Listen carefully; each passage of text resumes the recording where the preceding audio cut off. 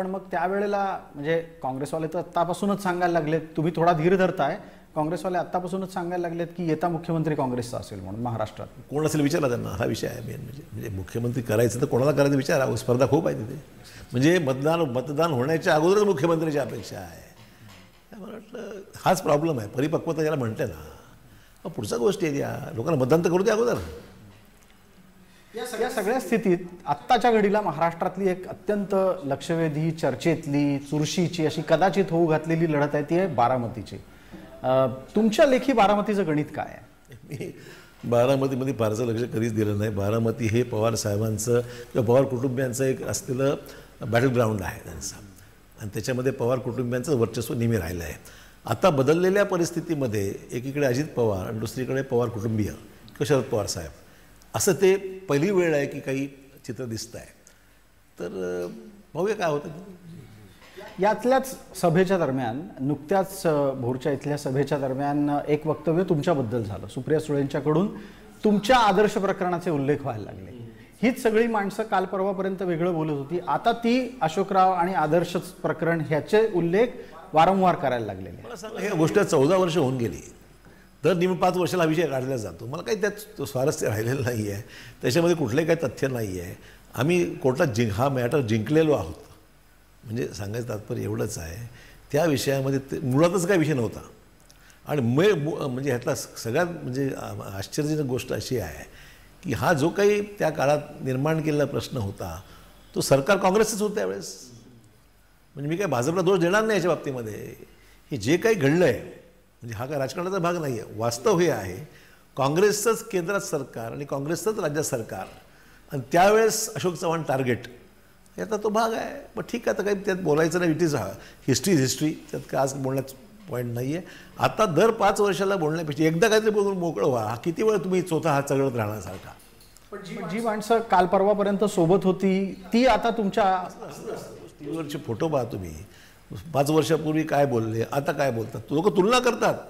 ही मंडळी 5 वर्षापूर्वी काय बोलली होती, ही मंडळी आत्ता काय, 5 वर्ष जाऊ द्या, 6 महिने अगोदर काय बोलले, आता काय बोलतात. म्हणून म्हणतो कुठे सातत्य ठेवलं पाहिजे. आपलं बोलण्याचं भान असलं पाहिजे आपल्याला की आपण काय बोलतो आहे, आणि किमान चुकीचं तरी बोलायचं नाही. माहिती घेतल्याशिवाय चुकीची विधान लोकांनी करू नये अशी माझी अपेक्षा आहे. पण जो एक आक्षेप अशोकराव आपल्यावर आहे की आदर्शाचा मुद्दा एक तर येतोच सातत्यानं चर्चेला. जयंत शहांना जमीन दिल्याचा मुद्दा असतो, तुमच्या कारखान्याला तुम्ही घेतलेली थक हमी असते, कर्ज हमी असते. ह्या सगळ्या गोष्टी आहेत का भारतीय जनता पार्टीकडे जाण्यासाठी, का केवळ आणि केवळ विकास? कोणालाही जमीन कुठलीही दिलेली नाही, त्यामुळे हा विषय पहिला निराधार आहे. कारखान्यांना मदत ही सर्व काँग्रेसचं शासन असताना सुद्धा अनेक कारखान्यांना त्या ठिकाणी, मी काय कारखान्याचा मालक नाही आहे, सहकारी क्षेत्रातला तो is a cooperative sugar unit, आणि कोऑपरेटिव्ह शुगर युनिटला केंद्र सरकारची योजना, राज्य सरकारची योजना, त्या योजनेप्रमाणे एकच नाही, काँग्रेसचे आहेत, राष्ट्रवादीचे आहेत, भाजपचे आहेत, सर्व कारखान्याला त्याच्यामध्ये जे काही आर्थिक असिस्टन्स आहे ते कर्ज आहे, अनुदान नाही आहे, ते कर्ज आहे जे परतफेड करायची आहे.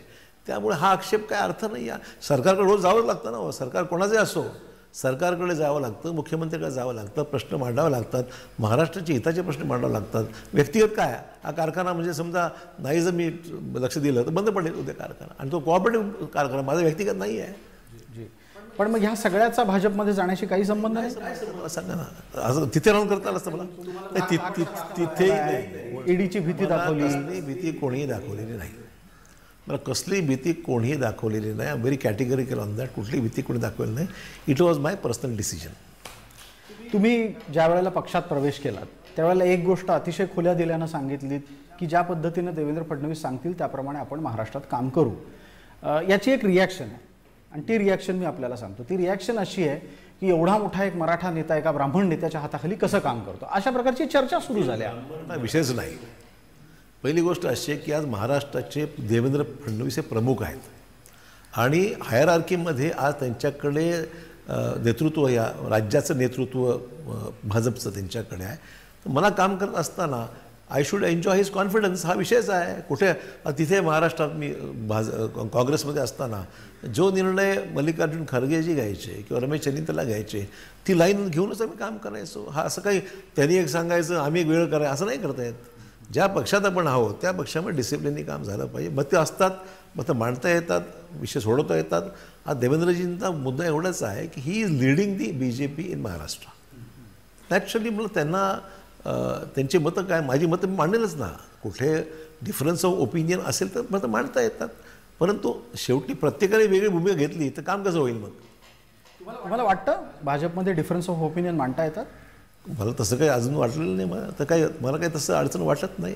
इथेच मला एक महत्त्वाचा आणखीन प्रश्न विचारायचा आहे की इतके दिवस काँग्रेसमध्ये काम केल्यानंतर आता भाजपमध्ये काम करत असताना काय महत्त्वाचा कार्यपद्धतीतला फरक तुम्हाला जाणवतो? मी सांगितलं ना, ऑर्गनाईज काम आहे, रोडमॅप आहे, ऑब्जेक्टिव्ह ठरलेला आहे. जागा जिंकायचं आहे, सत्ता परत आली पाहिजे, जागा जिंकायचं आहे, राष्ट्रीय पातळीवर मोदी साहेबांना पुन्हा पंतप्रधान करायचं आहे, बहुमत 400च्या पार जाऊन बहुमत आणलं पाहिजे.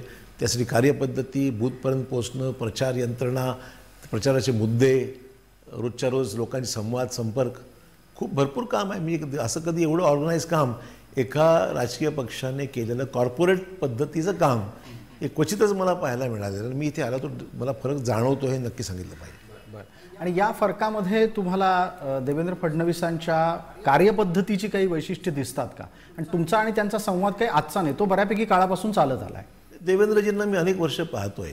अभ्यासू नेते आहेत, हुशार आहेत, राजकीय क्षेत्रात तरबेज आहेत. मी त्यांना विरोधी पक्ष नेता म्हणून पाहिलेलं आहे. राज्याचा प्रमुख असताना एक प्रमुख विरोधी पक्ष नेते म्हणून त्या ठिकाणी त्यांना पाहिले. सभागृहाचं कामकाज पाहिलेलं आहे, कामाची कार्यपद्धती पाहिलेली आहे, मेहनती आहेत. त्याच्यामुळे काही जमेच्या बाजू आहेतच त्यांच्या, मान्यच करावं लागेल. फडणवीस सगळ्यात जास्त डेंजरस कधी असतात? सत्तेत असतात तेव्हा का विरोधात असतात तेव्हा? असं नाही म्हणता येणार. डेंजरस राजकारण डेंजरस काय आहे हा विषय फारसा नाही आहे. परंतु त्यांची कामाची त्यांना खूप आवक आहे. काम करण्याची खूप त्यांना त्यांची क्षमता आहे. आवक आहे कामाचा खूप, आणि काम करायची खूप त्यांच्याकडे एनर्जी आहे आणि काम करतात ते. फडणवीसांच्या संदर्भातला विषय चालला आहे म्हणून विचारतो. एक माहिती अशी आहे, तुम्ही त्याचं खरं खोटं सांगाल निश्चित, आणि खरं सांगाल अशीच अपेक्षा आहे, की राज्यसभेच्या निवडणुकीपासूनच अशोक चव्हाणांवर लक्ष ठेवून होता भाजप, आणि हंडोरेंचा पराभव हे त्यातली एक प्रयत्नातली पहिली काडी होती. पहिली गोष्ट म्हणजे ही चुकीची माहिती आहे. हंडोरेंचा विषय हा महाराष्ट्रात ते विधान परिषदेचा विषय, राज्यसभेचा संबंध नाही. याच्या अगोदर जे 6 महिन्यापूर्वी जी निवडणूक झाली त्यावेळेस हंडोरेजींना मतं कमी मिळाली, जवळपास 9 मतं ही फुटली. त्यावेळेस ही वस्तुस्थिती आहे. आणि त्या गोष्टीची अशोक चव्हाणांनी कुठल्याही कधी असा दगाफटका कधी केला नाही. आणि मला मुद्दाम सांगितलं पाहिजे, हंडोरेंच्या मतदार यादीमध्ये मी नव्हतो. मी दुसरे 2 उमेदवार होते, भाई जगताप होते आणि हंडोरे होते. माझं नाव भाई जगतापांच्या मतदानामध्ये माझं नाव होतं, त्यामुळे तिथे प्रश्न उद्भवत नाही आहे. आणि जी मतं गेली ही कशामुळे गेली याचा अभ्यास कोणीतरी करायला पाहिजे. मध्यंतरी निरीक्षक आले, येऊन गेले, पण काही दुर्दैवाने त्यात काही घडलं नाही. परंतु काँग्रेसमध्ये होतात, तुम्हाला माहिती असेल का गेली मतं, तेव्हापासूनच गळती का लागली होती? नाही, आधी खरं म्हणजे हा घोडेबाजार जो महाराष्ट्रात होतो आहे तो घोडेबाजार रोखणं इतपत काही इलेक्ट्रॉनिक रिफॉर्म्स केल्या गेल्या पाहिजेत.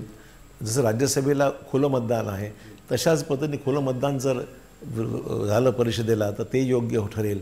कारण की परिस्थिती फार बदलत चाललेली आहे आणि विधान परिषदसुद्धा हा अडचणीचा विषय आता होत चालला आहे. दरम्यानच्या काळामध्ये एक मुद्दा आला आणि जे तुमच्याबद्दलच थेट तो लावला गेला, तो असा की मराठा आरक्षण सुप्रीम कोर्टात गेलं ते अशोक चव्हाणांच्या मुळे गेलं. हा प्रचार आहे, या प्रचाराला उत्तर काय? मुळे गेलं किंवा आलं असा विषय नाही. स्वतंत्ररित्या सुप्रीम, मला सांगा, वकील तेच, म्हणजे जे सरकार अगोदरच्या सरकारने वकील लावले होते, मग ते मुकुल रोहतगी असोत किंवा पटवाले असो, हे वकील अगोदर सरकारने लावले होते. उद्धवजींनी मला सांगितलं तेच वकील आपल्याला लावायचे, तेच वकील आम्ही कंटिन्यू केले. त्याच्याशिवाय आम्ही जे खाजगी इंटरव्हेनर्स होते त्यांनासुद्धा मदत करून आम्ही कपिल सिब्बलांना त्या ठिकाणी लावून दिलं.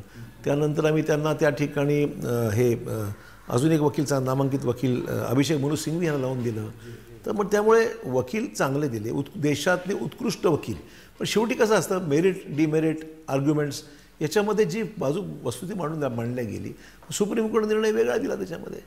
त्यामुळे आता असं आहे, आजही विषय हा मार्गी लागलेला आहे.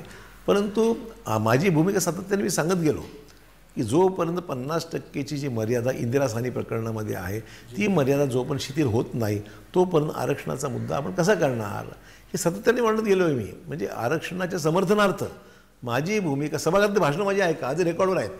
विधानसभेतलं माझं भाषण, सरकारमध्ये असताना माझं भाषण, विरोधी पक्षात असताना आत्ता नागपूरचं शेवटचं अधिवेशन तिथे माझं भाषण, ही सगळं रेकॉर्डवर माझी मतं मी त्या ठिकाणी मांडलेली आहेत की जरांगेंसारखा एक चांगला सामान्य माणूस, कुठलं राजकीय पक्षाचं लेवल ज्याच्या मागे नाही आहे, त्या माणसाला फक्त प्रामाणिकपणा त्यांचा, त्याच्यामुळे आज लाखोच्या संख्येने समाज त्याच्या मागे उभा टाकलेला आहे या हेतूने की हा माणूस प्रामाणिक आहे. त्यामुळे लोक आणि मी तीच भूमिका आहे की आपण हा आरक्षणाचा मुद्दा मार्गी लावला पाहिजे. कायदे अडचणी जरी असल्या त्यावर मात करून आपल्याला कायद्याचं अमेंडमेंट करून काय करायचं केलं पाहिजे, पण आरक्षण हे समाजाला मिळालं पाहिजे. या भावना लोकांना तीव्र झालेल्या आहेत, ते केलं पाहिजे ही माझी भूमिका आजही ती कायम आहे. पण तुम्हाला वाटतं मराठी मागास आहेत? निश्चितच आहे. तुम्ही आपण कशावर म्हणतो की मागासलेले नाही आहेत?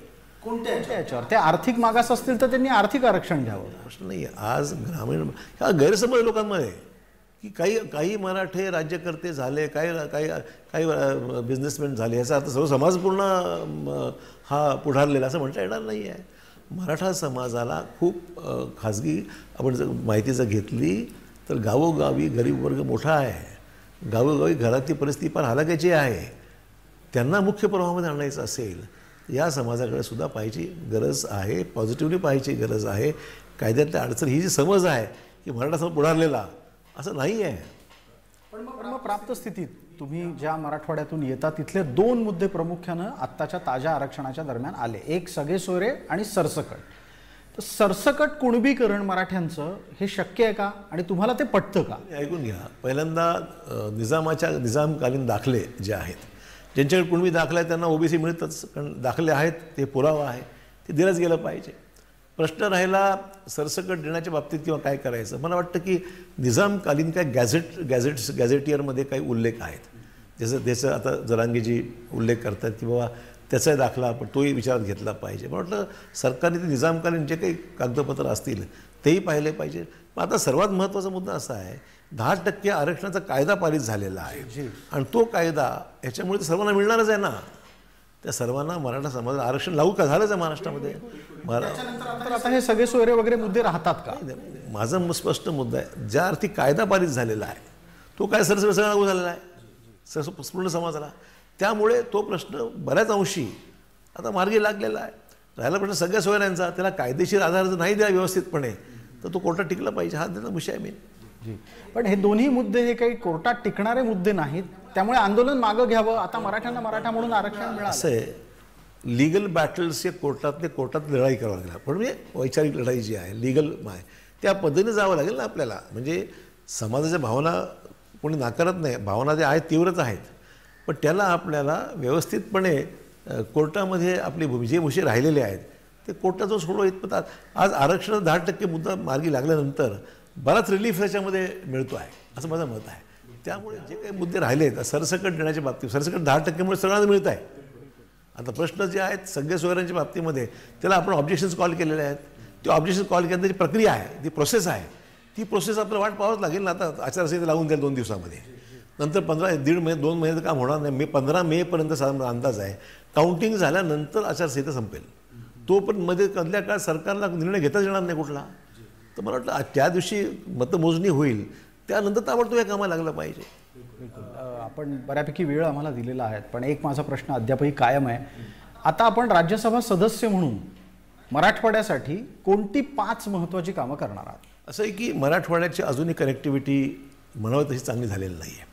आता वंदे भारत दानवेंनी आणली जालन्यापर्यंत, मी तर म्हणेन ती हैदराबादपर्यंत, जालना आहे, परभणी आहे, नांदेड आहे, हैदराबादपर्यंत आपल्याला कनेक्टिव्हिटी दिली पाहिजे. एअर कनेक्टिव्हिटी नांदेडला बिलकुल नाही आहे. आज विमानतळ आहे पण विमान नाही आहे, त्यामुळे एअर कनेक्टिव्हिटी वाढली पाहिजे.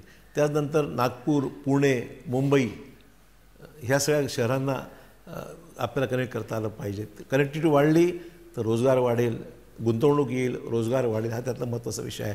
बेरोजगारी मराठवाड्यात मोठ्या प्रमाणावर आहेत. शेतकऱ्यांचे प्रश्न तेवढेच महत्त्वाचे आहेत. शेतकरी आत्महत्या कमी झाल्या पाहिजेत. एक 100% एकदम थांबणार नाही, पण कमी झाल्या पाहिजेत. त्यांची कारणं शोधून त्याच्यामागे आपल्याला लक्ष दिलं पाहिजे. पायाभूत सुविधा चांगल्या केल्या पाहिजेत. शेतकऱ्यांना पाणी चांगलं मिळेल, व्यवस्थित मिळेल, अविकसित भागामध्ये अजूनही पाण्याचा स्रोत म्हणावं तसा चांगला नाही आहे. हे सगळे विषय आहेत की जे आपल्याला भरपूर काम करायचं आहे. मी एक अजेंडा घेऊन चालतो. मागच्या 5 वर्षात मी काम भरपूर केलं आणि पुढील 5 वर्षातसुद्धा मराठवाड्यासाठी निश्चित पूर्ण वेळ देऊन, मला आता वेळ भरपूर यासाठी की मला निवडणूक नाही आहे, त्यामुळे भरपूर वेळ देऊन या इतरांना मदत करायची, सहकार्यांना मदत करायची, पक्षाला ताकद द्यायची आणि विकासाच्या कामाला जोर द्यायचा, हा माझा एजेंडा आहे. बिलकुल. जाता जाता एक आकडा तुमच्याकडून अपेक्षित आहे. महाराष्ट्रात तुमच्या युतीला नक्की किती जागा मिळतील? असं आहे की 45+ जे अंदाज वर्तवला गेला आहे तेवढं नक्कीच मिळतील. खूप खूप धन्यवाद. आपण अत्यंत मनमोकळेपणाने आमच्या अनेक प्रश्नांना उत्तरं दिली त्याबद्दल, आणि तुम्ही या चर्चेच्या दरम्यान जे जे दावे केलेले आहेत ते येत्या काळात आपण तपासत राहू, पुन्हा भेटत राहू. Thank you very much. धन्यवाद. हे होते अशोकराव चव्हाण. विशेष मुलाखतीच्या या भागामध्ये तुर्तास इतकंच. सर्व प्रेक्षकांना जय महाराष्ट्र.